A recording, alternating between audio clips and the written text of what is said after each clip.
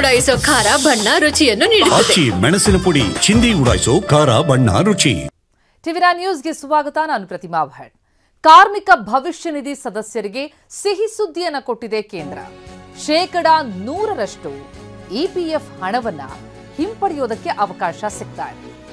ಈವರೆಗೂ ಕೂಡ ಮಿತಿ ಇತ್ತು, ಆದರೆ ಈಗ 100% ತಮ್ಮ ಪಿಎಫ್ ಹಣವನ್ನ ಹಿಂಪಡೆಯುವುದಕ್ಕೆ ಅವಕಾಶ ಇದೆ. ಕಾರ್ಮಿಕ ಭವಿಷ್ಯ ನಿಧಿ ಅನುಮೋದನೆ ಕೊಟ್ಟಿದೆ. ಕಾರ್ಮಿಕ ಭವಿಷ್ಯ ನಿಧಿಯ ಈ ನಿರ್ಧಾರದಿಂದಾಗಿ 7 ಕೋಟಿ ಸದಸ್ಯರಿಗೆ ಅನುಕೂಲ ಆಗ್ತಾ ಇದೆ. ಪಿಎಫ್ ಹಣ ಹಿಂಪಡೆಯುವುದಕ್ಕೆ ಇದ್ದಂತಹ ಕಠಿಣ ನಿಯಮವನ್ನ ಸರಳೀಕರಿಸಿ ಎಲ್ಲ ಸದಸ್ಯರಿಗೂ ಕೂಡ ಸಿಹಿ ಸುದ್ದಿ ಕೊಟ್ಟಿದೆ. ಸರಳೀಕರಿಸಿದ್ದಾರೆ. ಕೇಂದ್ರ ಚಂದಾದಾರರು ಉದ್ಯೋಗದಾತರ ಪಾಲಿನ ಹಣ ಪಡೆಯುವುದಕ್ಕೆ ಅವಕಾಶ ಕೊಡ್ತಿದ್ದಾರೆ. ಪಿಎಫ್ ಹಿಂಪಡೆಯುವುದಕ್ಕೆ 3 ವಿಭಾಗಗಳನ್ನಾಗಿ ಮಾಡಲಾಗಿದೆ.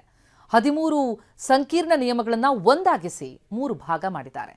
ಅನಾರೋಗ್ಯ, ಶಿಕ್ಷಣ, ಮದುವೆಗಾಗಿ ಪಿಎಫ್ ಹಣವನ್ನ ಪಡಿಬಹುದು.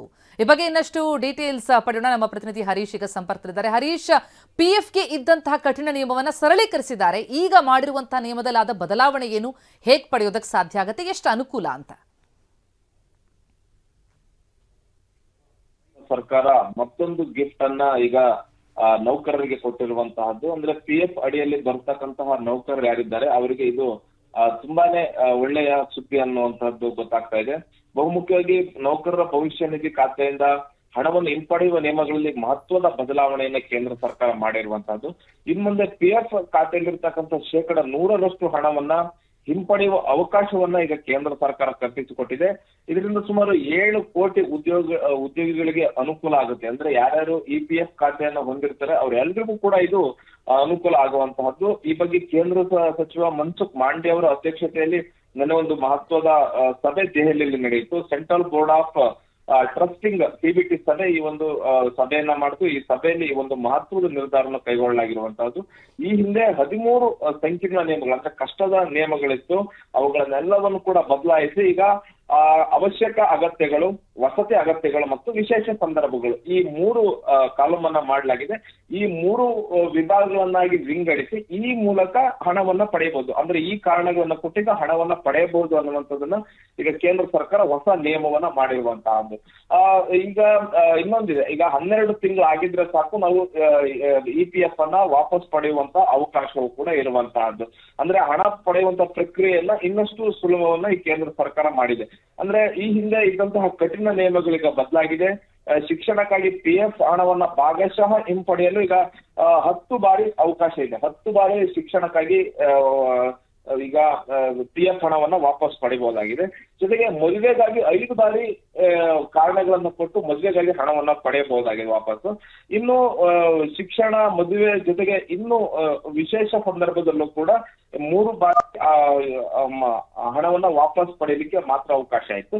ಈಗ 10 ಬಾರಿ ಮತ್ತು 5 ಬಾರಿ ಹಣ ವಾಪಸ್ ಪಡೆಯಲಿಕ್ಕೆ ಈಗ ಕೇಂದ್ರ ಸರ್ಕಾರ ಅವಕಾಶವನ್ನ ಮಾಡಿಕೊಟ್ಟಿರುವಂತಹದ್ದು. ಬಹು ಮುಖ್ಯವಾಗಿ ಕನಿಷ್ಠ 12 ತಿಂಗಳು ಕೆಲಸ ಮಾಡ್ಬೇಕು ಅನ್ನುವಂತಹದ್ದನ್ನ ಈ ಹಿಂದೆ ಇದ್ದಂತ ನಿಯಮವನ್ನ ಈಗ ಇಳಿಕೆಯನ್ನು ಕೂಡ ಈಗ ಕೇಂದ್ರ ಸರ್ಕಾರ ಮಾಡಿದೆ.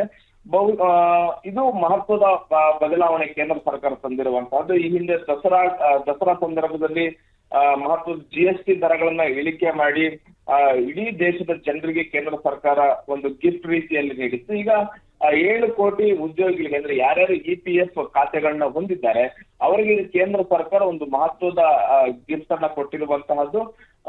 100% ಪಿಎಫ್ ಹಣವನ್ನ ವಾಪಸ್ ಪಡೀಲಿಕ್ಕೆ ಅವಕಾಶವನ್ನ ಕೊಟ್ಟಿದೆ. ಶಿಕ್ಷಣ, ಉದ್ಯೋಗ ಇನ್ನಿತರ ಕಾರಣಗಳನ್ನ ನೀಡಿ ಒಂದು 3 ಕಾಲಮ್ ಅನ್ನ ಮಾಡಿರುವಂತಹದ್ದು. ಈ ಕಾರಣಗಳನ್ನ ನೀಡಿ ಈಗ ಹಣವನ್ನ ವಾಪಸ್ 100% ಹಣವನ್ನ ವಾಪಸ್ ಪಡಿಬಹುದಾಗಿದೆ.